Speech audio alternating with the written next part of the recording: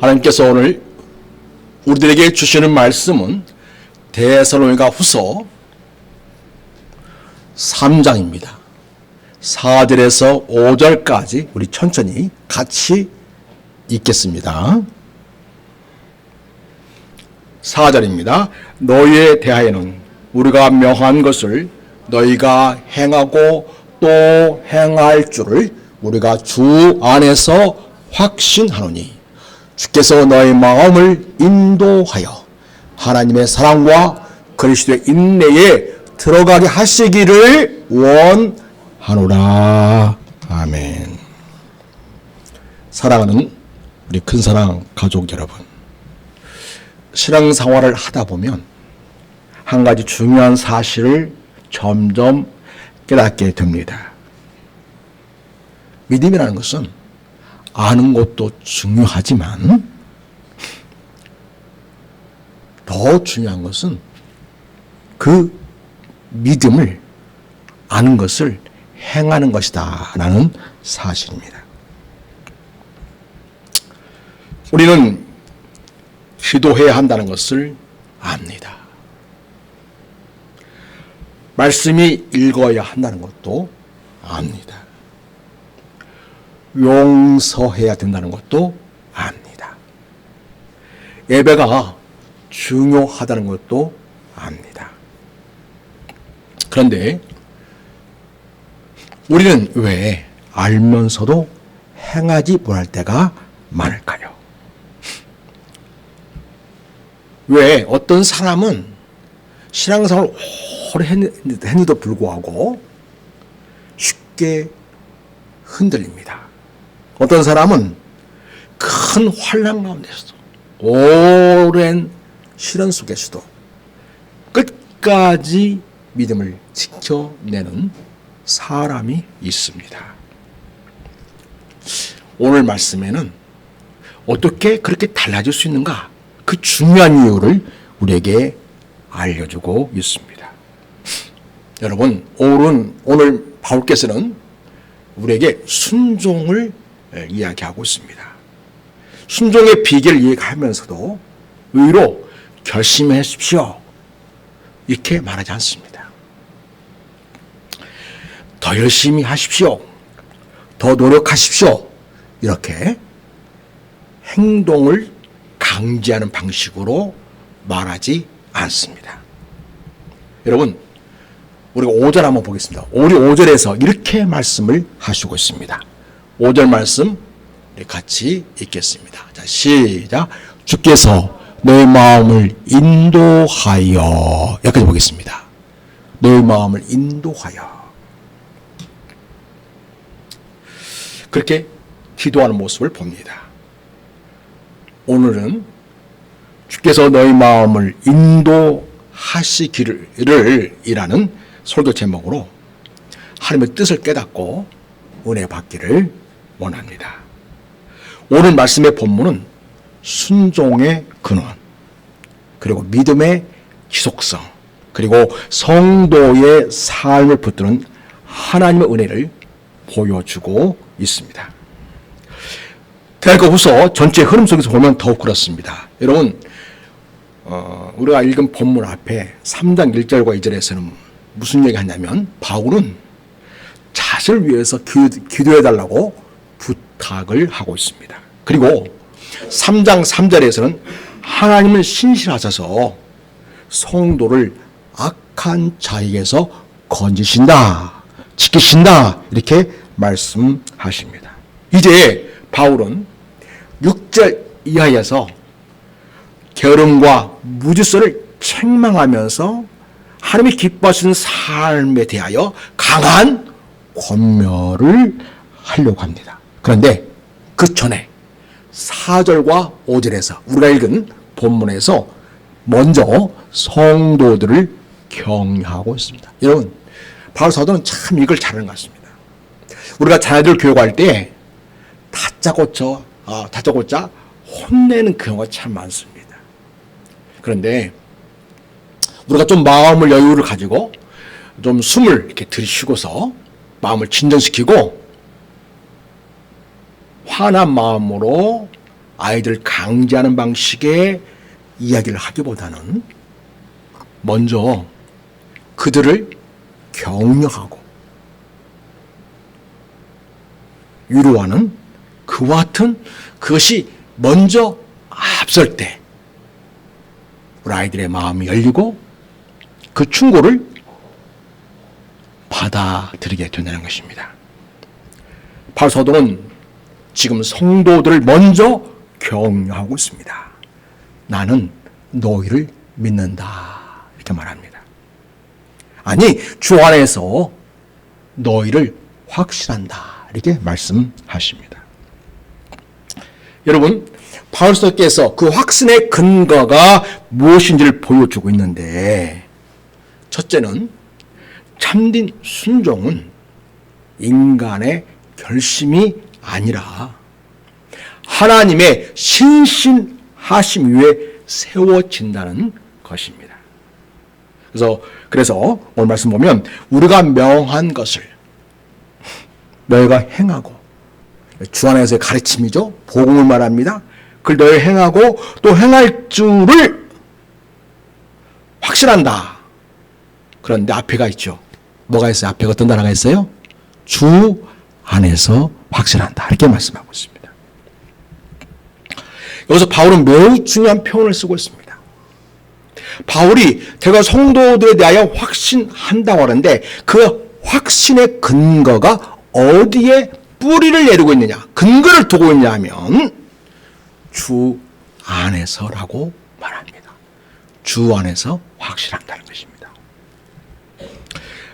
바울 사도는 너희를 확신한다 이렇게 말하지 않습니다. 주 안에서 확신한다 이렇게 말하고 있습니다. 여러분 대선과 교회는 완전하지 않았습니다. 그들은 박해를 받고 있었습니다. 거짓 종말론에 휘둘린 적도 있었습니다. 교회 안에서는 게으른 사람들도 있었습니다. 인간으로 보면 확실할 이유가 없습니다. 그런데도 바울은 확신합니다. 왜입니까? 성도의 미래는 인간의 능력이 아니라 하나님의 신실하심에 달려 있기 때문입니다. 여러분 바로 앞절을 보면 주는 미쁘사 이 말을 하고 있습니다. 미쁘다는 말은 언약을 반드시 지키시는 신실하신 하나님을 의미합니다. 여러분 창세기 15장을 보면 하나님께서 아브라함과 언약을 맺으십니다. 그 언약을 맺을 때에 짐승을 잡아서 둘로 갈라서 양쪽 옆에 놓고 피가 질질 흐르는 그 고기 사이로 사람이 지나갑니다. 그러니까 말하자면 서로 계약이라는 거, 서로 맹세한다는 거, 충성한다는 것은 이 짐승의 쪼개짐과 같이 생명을 걸고 하는 거라는 겁니다. 근데 여러분 거기 본문 자세히 보면 햇불과 연기 나는 화로로 하나님만 그 재물 사이, 언약 사이를 지나가는 모습을 볼 수 있습니다. 그 의미가 무엇일까요? 이 언약은 내가 내 생명을 걸고 내가 책임진다. 그런 말씀입니다. 여러분 실제 이스라엘 역사를 보면요. 아브라함 후손들의 역사를 보면 그들은 수없이 실패했습니다. 광야에서 실패했습니다. 여러분 사사시대를 보십시오. 계속 실패의 연속입니다. 왕이 세워지고 왕정시대가 되었습니다. 여전히 그들은 실패했습니다. 그러나 하나님은 아브라함과 맺으신 그 언약 결코 포기하지 않으셨습니다. 그래서 이 언약을 다루는 신학을 언약신학이다 이렇게 말하는데, 이것을 하나님의 언약적인 신실성이다 이렇게 부릅니다. 개혁신학자 중에 유명한 삼보류 같은 분이 계시는데, 헤르만 바빙크라는 분이 계십니다. 우리 목사님들, 신학자들은 말하면 개혁신학의 높은 삼보류 같은 그런 분이십니다. 이분이 언약신학과 관련해서 이런 말씀하셨습니다. 저를 따라서 해보시겠습니까? 성도의 확신은 인간의 의지가 아니라 언약의 신실하신 하나님께 근거한다. 그렇게 언약신학을 설명했습니다. 여러분, 바울 사도께서는 빌보 교회에 편지하면서 무슨 얘기를 하냐면, 빌보 1장 6절을 보면 이렇게 말씀하고 있습니다. 너희 안에서 착한 일을 시작하신 이가, 하나님께서 그리스도 예수의 날까지 이루실 줄을 확신하라, 이렇게 말씀하고 있습니다. 그러니까 바울 사도께서도 장차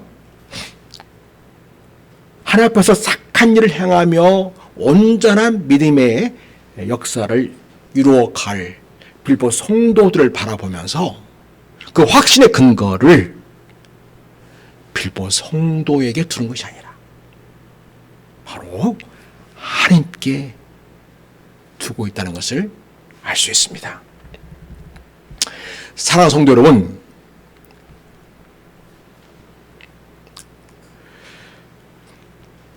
우리가 하나님을 붙들고 있는 것이 아닙니다. 하나님이 우리를 붙들고 있습니다. 우리가 하나님을 놓치고 있는 것이 아니고요, 사실은 하나님이 우리를 놓치지 않고 있습니다.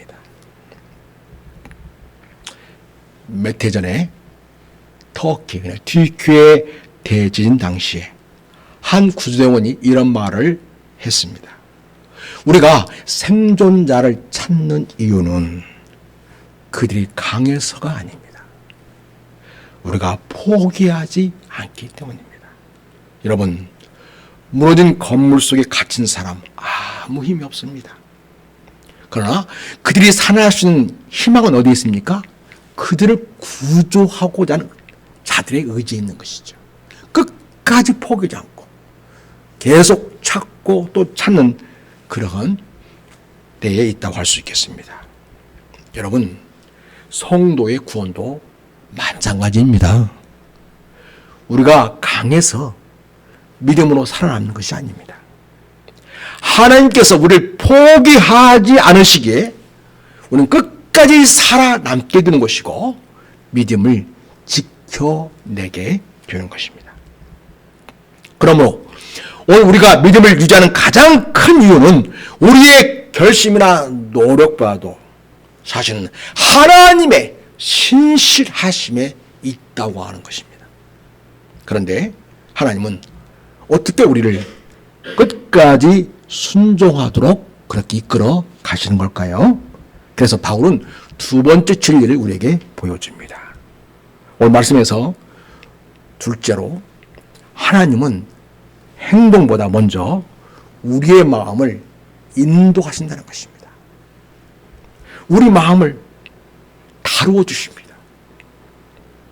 그래서 오늘 말씀 보면 주께서 너희 마음을 인도하여, 그 말씀이 있습니다. 5절이죠. 그래서 인도한다는 말은 길을 연다는 말입니다. 방향을 잡아준다는 말입니다. 길을 걷게 한다는 말입니다. 바울은 행동을 고쳐달라고 그렇게 기도하지 않습니다. 마음을 인도해 달라고 기도하고 있습니다. 왜요? 행동은 마음의 열매이기 때문입니다. 그래서 마음의 변화가 일어나면 자연스럽게 그 변화된 그 마음을 따른 이 행동의 열매가 나타나기 때문입니다. 여러분, 그래서 사무엘서 4장 23절을 보면 이런 말씀이 있습니다. 저랑 같이 따라서 하겠습니다. 무릇 지킬 만한 것보다 더욱 내 마음을 지키라. 이렇게 말씀하고 있습니다. 예수님도 사람을 더럽게 하는 것은 그 사람의 말이 아니라 그 마음에서 나온다고 말씀하십니다. 신앙의 문제는 결국 마음의 문제입니다. 그래서 하나님께서는 새 언약을 약속하실 때에 에스겔 36장 26절을 보면 내가 너에게 새 마음을 주겠다 이렇게 말씀하십니다. 새 마음을 주어서 약속의 말씀을 붙들고 살아갈 수 있게끔 그들의 삶의 변화를 하나님께서 이루시겠다는 것입니다. 그리고 에레미야 31장 33절에서는 내 법을 그들의 마음에 기록하겠다 이렇게 말씀하고 있습니다. 여러분, 지금까지는 하나님의 말씀을 어디에 기록했습니까? 돌에 기록하고 또 어떤 그 종이에 기록하고, 그러니까 그것은 마음 밖에 있는 것이죠. 그래서 율법적 조항처럼 여겨집니다. 그런데 여러분, 말씀이 우리 마음에 새겨지게 되면 우리 마음이 그 말씀을 따라서 살게 되니까 근본적으로 하나님께서는 우리 마음을 새롭게 하시고 우리 마음을 인도하셔서 하나님 앞에 기꺼이 순종할 수 있게끔 하시겠다는 것이 하나님의 전략입니다. 여러분, 옛 언약은 볼판에 기록되었습니다. 새 언약은 마음에 기록됩니다. 이것이 언약 신약이 말하고 있는 새 언약의 핵심입니다. 유부의 강요에 의해서 어쩔 수 없이 행동하는 게 아니라 하나님이 주신 그 말씀이 내 마음에 심겨지고 새겨져서 그 말씀이 내 마음에 변화를 가져와서 그 변화된 마음을 통하여 하나님께 기꺼이 즐겁게 순종하게 되는 것을 하나님이 기대하시고 그렇게 하시겠다고 하는 것입니다. 그래서 유배의 강요가 아니라 내면의 변화를 통한 진정한 하나님께 대한 자발적 순종을 하나님이 계획하셨던 것입니다. 그래서 여러분, 하나님은 우리가 억지 순종이 아니라 마음에서 우러나오는 기꺼이 순종하는 것을 하나님이 기대하시고 있습니다. 뉴욕에 빈가 사역자가 있습니다. 데이비드 월커슨 목사님이 깽단 청소년들을 변화시키려고 수없이 노력을 했습니다. 그들이 규칙을 가르쳤습니다. 가르쳐도 아무 소용이 없었습니다. 또 심지어는 처벌도 해봤습니다. 처벌도 소용이 없었습니다. 그런데 그들의 마음속에 복음이 들어가자 이 아이들이 바뀌기 시작했습니다.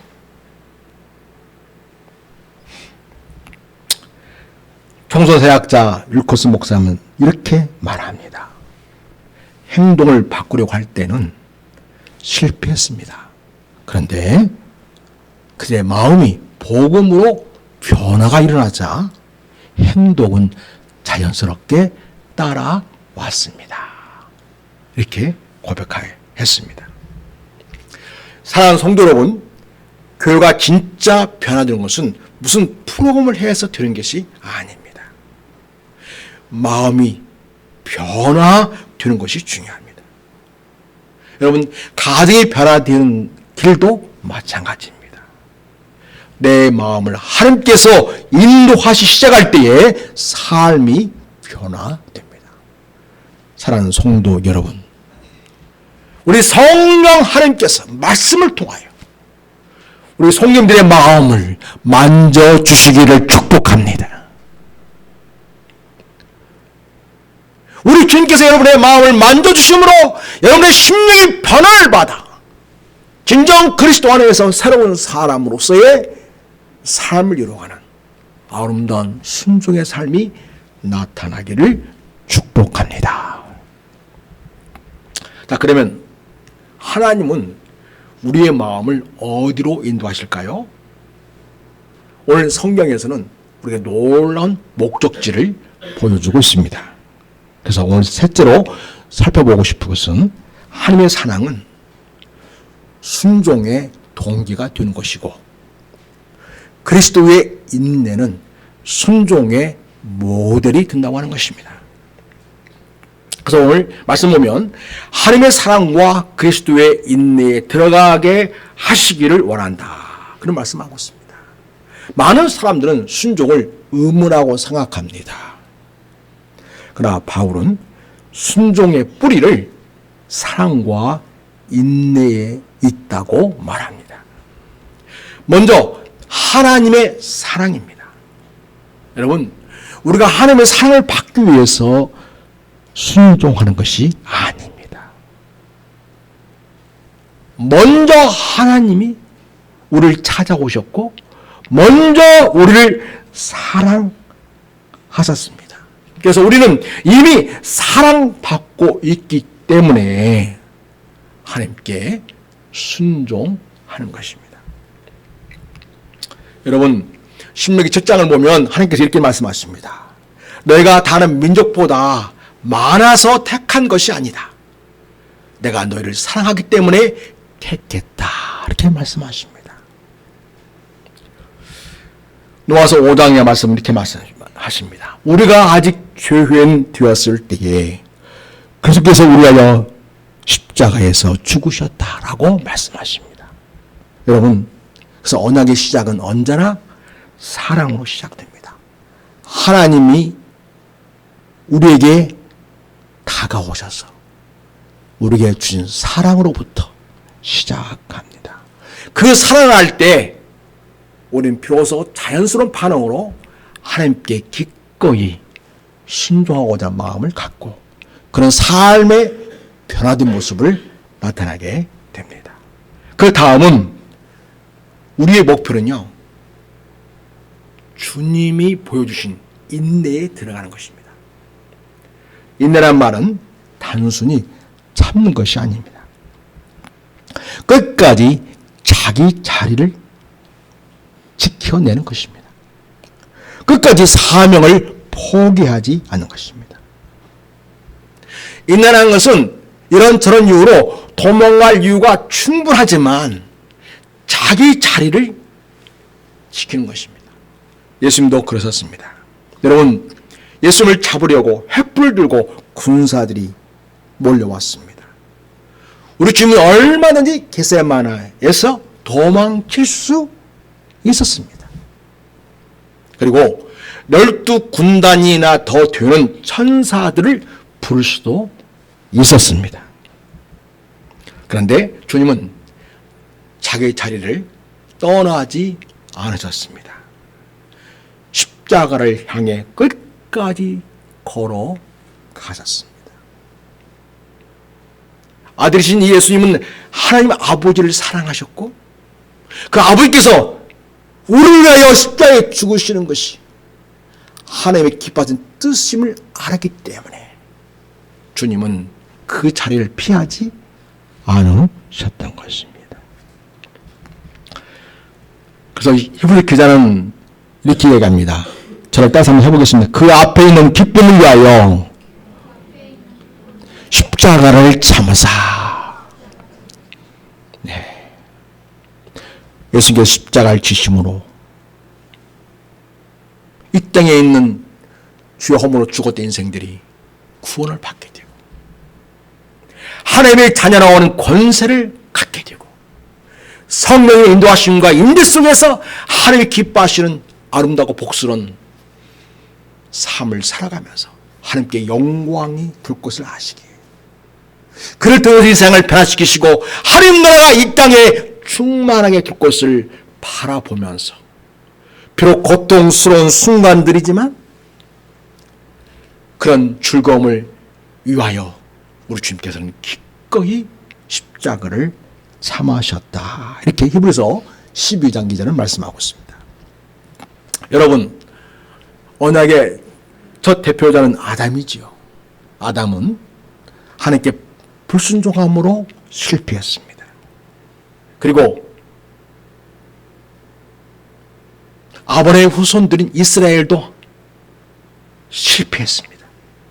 그러나 새 언약의 대표자이신 우리 주 예수 그리스도는 끝까지 순종하셨습니다.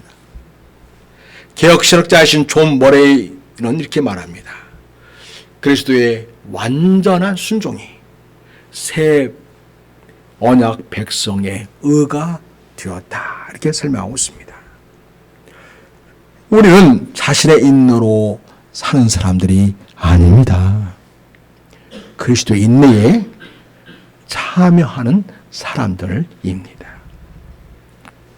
사랑하는 성도 여러분, 오늘 말씀을 통해서 하나님께서 우리에게 세 가지를 가르쳐주고 있습니다. 첫째로 순종의 기초는 인간의 결심이나 의지가 아니라는 거죠. 전적인 하나님의 신실하심에 있다는 것입니다. 두 번째, 하나님은 우리가 행동하기에 앞서 먼저 우리의 마음을 인도하셔서 행동할 수 있게끔 변화를 시도하신다는 것입니다. 셋째로, 하나님의 사랑이야말로 우리가 순종하는 동기라는 것입니다. 그래서 우리는 기꺼이 순종할 수 있게 되고 찬송하면서 기뻐하며 순종할 수 있게 됩니다. 그리고 우리 그리스도께서는 하나님의 뜻에 끝까지 순종한 모습을 보여주셨습니다. 바로 그리스도의 인내는 우리 순종의 모델이 되십니다. 여러분, 그리스도의 오래 참으시기까지 하셨던 그 모습을 우리는 기억하면서 우리 그리스도의 인내에 들어갈 수 있는 우리가 될 수 있기를 바랍니다. 오늘날 한국교회는 많은 도전 앞에 서 있습니다. 세속과의 물결이 거세게 흐르고 있습니다. 이상 사람들이 다 물질주의에 빠져들고 있습니다. 얼마나 가짜뉴스가 많은지요. 수많은 음모론이 있습니다. 이단의 미혹이 설치고 있습니다. 신앙을 포기하게 하는 수많은 외부의 압력들이 있습니다. 그러나 교회를 지키는 힘은 인간의 프로그램이 아닙니다. 하나님의 사랑입니다. 그리고 그리스도의 인내입니다. 그러므로 오늘 우리 기도는 이것이어야 합니다. 따라서 하겠습니다. 주여, 제 마음을 인도하여 주옵소서. 이것이 필요합니다.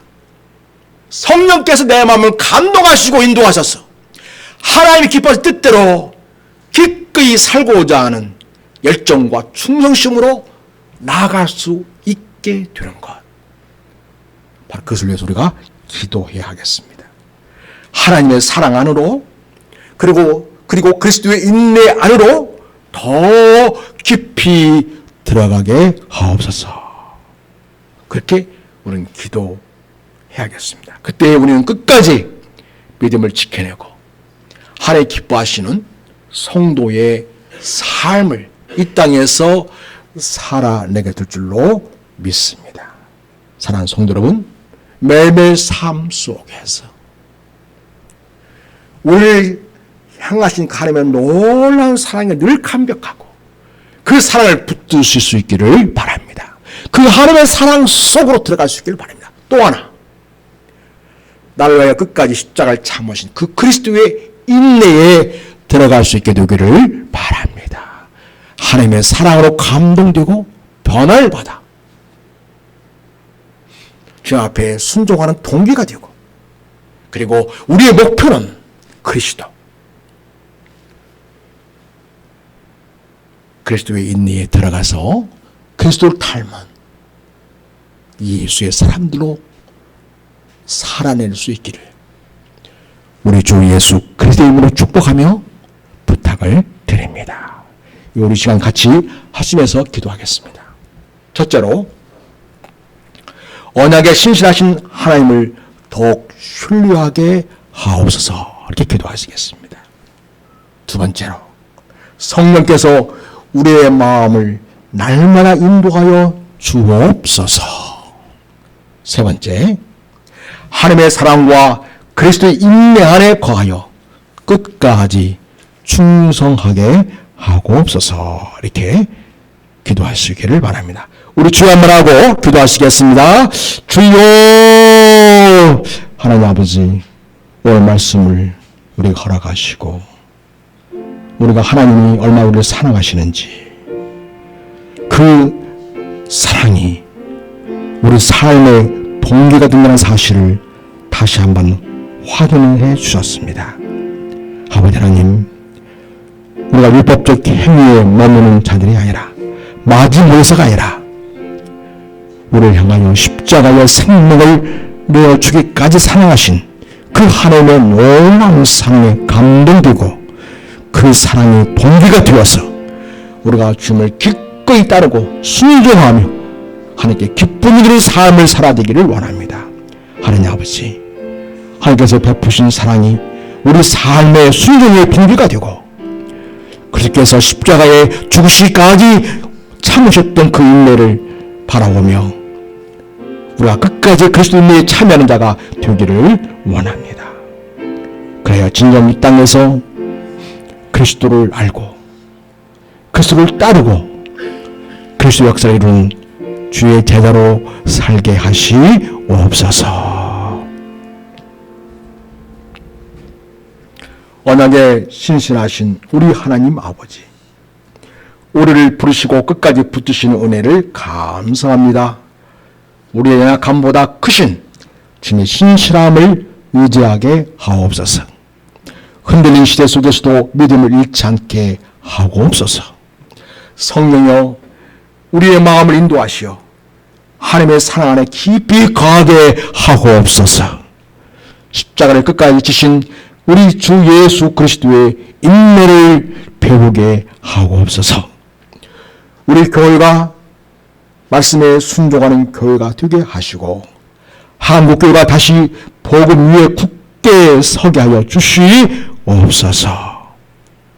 우리 주 예수 그리스도의 이름으로 기도드립니다. 아멘. 찬송가